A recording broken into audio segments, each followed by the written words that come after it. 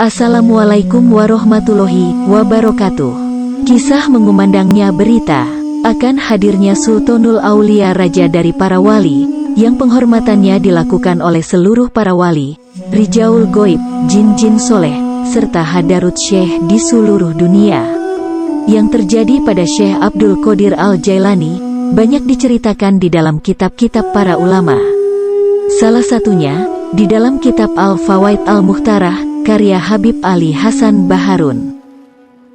Sebelum melanjutkan, bantu kami untuk mensubscribe channel Langit Makrifat, agar sahabat semua tidak ketinggalan cerita lainnya dari para sufi, dan share jika bermanfaat.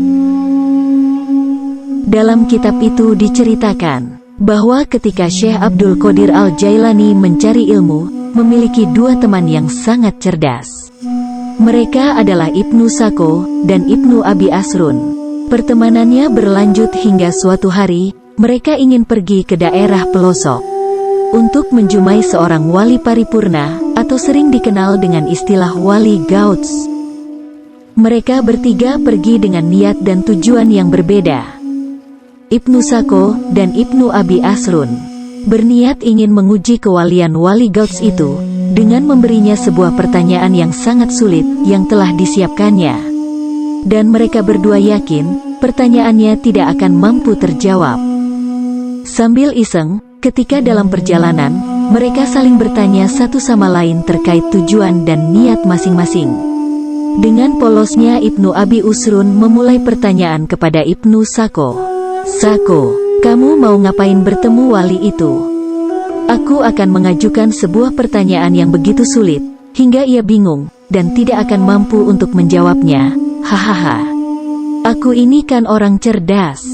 Jadi sudah sepatutnya aku menguji kedalaman ilmu seorang wali," jawabnya. Tak menunggu lama Ibnu Abi Asrun pun mengatakan maksudnya.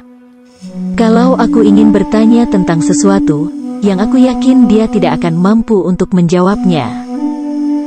Pada hakikatnya, tujuan dari keduanya sama, yakni ingin menguji ketinggian ilmu dari seorang wali. Mungkin karena Syekh Abdul Qadir Al-Jailani tidak segera mengutarakan niatnya, akhirnya mereka berdua bertanya, "Qadir, kamu mau mengajukan pertanyaan seperti kami, atau ada hal lain?" "Saya tidak mau bertanya apa-apa," jawabnya. "Loh, terus kamu ini mau apa? Apakah kamu hanya ingin mengikuti kami saja?" "Saya tidak punya pertanyaan yang mau diajukan. Saya hanya ingin sowan saja, dan mengharap berkah darinya. Itu saja cukup, karena orang seperti ini biasanya hanya disibukkan dengan kekasihnya, yaitu Allah Subhanahu wa Ta'ala," jelas Syekh Abdul Qadir Al-Jailani. Sesampainya di kediaman Wali Al-Gauts, mereka mengetuk pintu rumahnya. Tapi, sang wali tak kunjung membuka pintu, malahan ia memperlambat jalannya. Kemudian, wali tersebut keluar dalam keadaan marah dan bertanya, "Siapa di antara kalian yang bernama Ibnu Sako?" "Saya, wahai Syekh," jawab Ibnu Sako. Tak banyak bicara, wali itu pun langsung menebak pertanyaan Ibnu Sako, dan langsung memberikan jawabannya secara detail. Begitu pula dengan pertanyaan dan jawaban Ibnu Abi Asrun. Lantas, wali Al-Gauts tersebut langsung mengusir mereka berdua dari hadapannya. Sebelum mereka berdua beranjak dari kediamannya, wali itu mendapatkan kasyaf, mengetahui tentang masa depan kehidupan mereka berdua. "Hai Ibnu Sako, dalam pandangan batinku, aku melihat ada api kekufuran yang menyala dalam tulang rusukmu. Dan kamu Ibnu Abi Asrun, sesungguhnya aku melihat dunia berjatuhan menimpa tubuhmu." Sampai pada giliran Syekh Abdul Qadir Al-Jailani, wali Al-Gauts hanya memandang sekujur tubuhnya, dan tak lama kemudian, ia pun berkata, "Wahai anakku, Abdul Qadir, aku tahu tujuan kamu ke sini, hanya ingin berkah dariku. Dan insya Allah tujuan baikmu akan tercapai." Sebelum menyuruh pergi Syekh Abdul Qadir, dia berkata, "Aku melihat kamu berkata padaku bahwa kakiku ini berada di leher seluruh para wali di dunia ini. Sekarang, pergilah anakku." Selang beberapa hari dari kejadian aneh itu, Ibnu Sako dipanggil oleh raja di negerinya dan diperintahkan untuk pergi menemui ulama Nasrani agar ia berdebat dengan para ulama pentolan-pentolan Nasrani. Dalam perjalanan menuju ulama Nasrani, ia bertemu dengan seorang gadis cantik keturunan Nasrani. Dan dia langsung jatuh cinta kepadanya. Namun, hubungan cinta mereka berdua tidak direstui. Tanpa pikir panjang, akhirnya dia menemui ayahnya dan menyampaikan bahwa dia sungguh-sungguh mencintainya dan siap berkorban apapun. Akhirnya, terbukti perkataan Wali Al-Gouds bahwa ada api yang menyala dalam tulang rusuknya. Dan benar, ia telah menggadaikan agamanya dengan agama Nasrani. Sedangkan Ibnu Abi Asrun diberi jabatan oleh raja di negerinya untuk mengurusi harta wakaf dan sedekah. Jabatan itu datang terus-menerus dari seluruh penjuru kota tersebut. Kemudian dia sadar bahwa ini merupakan doa dari Wali Al-Gouds. Sementara, Syekh Abdul Qadir Al-Jailani mendapatkan makam tertinggi dari Allah Subhanahu wa Ta'ala berkat sikap rendah dirinya kepada seorang wali, dan beliau diangkat menjadi raja dari seluruh para wali di muka bumi. Diriwayatkan oleh Al-Hafiz Abu Al-Is, Abdul Al-Muqtis bin Harb Al-Baghdadi, beserta banyak lagi lainnya. Kami menghadiri majelis Syekh Abdul Qadir Al-Jailani. Di ruang tamu beliau, banyak sekali para syekh dan wali yang mengikuti majelis beliau waktu itu. Ada sekitar kurang lebihnya 47 para syekh, dan masih banyak lagi yang berada dalam majelisnya. Ketika Syekh Abdul Qadir Al-Jailani berbicara, tampak sekali hati beliau dalam keadaan kesadaran penuh, yakni ketika beliau menyatakan, "Kakiku berada di atas tengkuk para wali Allah." Syekh Ali bin Al-Haiti melangkahkan kakinya saat itu juga, lalu naik beberapa langkah ke mimbar sang syekh, di mana kemudian dia memegang kaki sang syekh dan meletakkannya di atas tengkuknya, sembari memposisikan kepalanya di bawah keliman jubah syekh.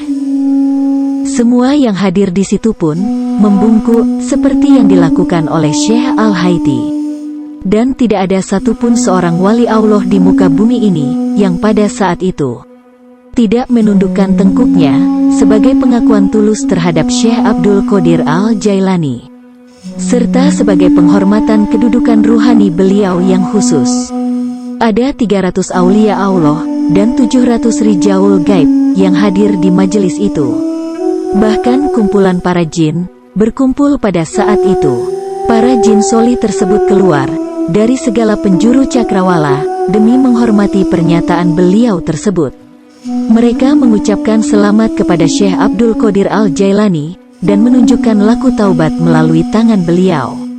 Syekh Al-Makarimi menyatakan, pada hari itu, seluruh wali Allah tahu bahwa panji kesultanan wali telah tertancapkan di sisi Syekh Abdul Qadir Al-Jailani. Semua wali dari timur hingga barat serentak membungkukkan badan, mematuhi pernyataan beliau ini. Sayyid Syekh Khalifatul Akbar berkisah, "Aku bermimpi bertemu dengan Rasulullah Shallallahu Alaihi Wasallam. Dan aku bertanya kepada beliau tentang pernyataan Syekh Abdul Qadir Al-Jailani tersebut. Rasulullah Shallallahu Alaihi Wasallam menjawab, Abdul Qadir Al-Jailani telah mengatakan hal yang sebenarnya, karena dia sang kutub, dan dia kuberikan tempat di bawah sayapku, dan dalam perlindunganku." Pada zaman itu juga, hidup seorang sufi dan wali besar yang bernama Sayyidi Ahmad Ar-Rifai, yang tinggal di Ubaidah. Diceritakan bahwa saat itu beliau sedang berholwat di zawiyahnya, atau tempat yang digunakan beliau untuk mengajar murid-muridnya.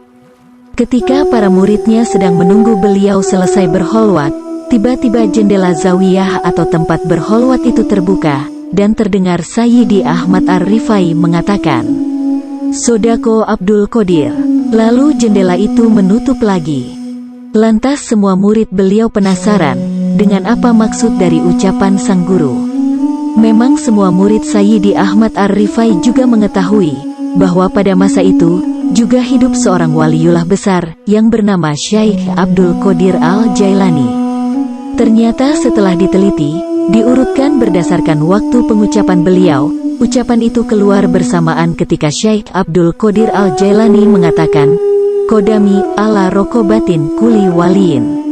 Padahal, tempat Sayyidi Ahmad Ar-Rifai berada di daerah Ubaidah berjarak sejauh 600 km dari Baghdad, atau tempat Syekh Abdul Qadir Al-Jailani tinggal. Begitulah dunia para wali. Sayyidi Ahmad Ar-Rifai mampu menyatakan pengakuan akan telapak kaki Syekh Abdul Qadir Al-Jailani yang berada di atas leher semua wali. Walaupun jarak di antara keduanya sangatlah jauh, mereka diberikan keistimewaan Allah Subhanahu wa Ta'ala berupa kasyaf, atau mampu melihat sesuatu yang tidak bisa dilihat oleh orang pada umumnya, mampu berkomunikasi jarak jauh dengan kejernihan hati, dan lain sebagainya. Memang kisah para wali tentu memberi pelajaran sebagai pengingat dan untuk menguatkan iman kita sebagai muslim.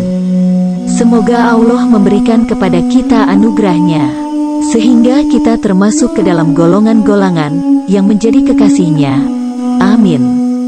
Wassalamualaikum warahmatullahi wabarakatuh.